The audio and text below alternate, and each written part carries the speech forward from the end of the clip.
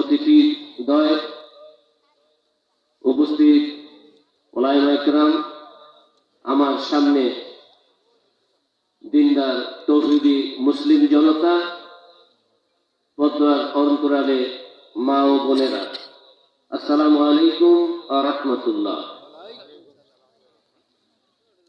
প্রধান তাফসীরকারক মাহফিলে থাকলে আর কোনো আলোচনা আসলেই করাটা ঠিক না। আমি অল্প 2-4 মিনিটের মধ্যেই আমার কথা শেষ করব। রাসূল সাল্লাল্লাহু আলাইহি ওয়াসাল্লাম বলেছেন, বাল্লিগু আন্নী ওয়ালাউ আয়া, তোমরা যদি আমার একটি কথা জানো সেটি তোমার অপর ভাইকে জানিয়ে দাও।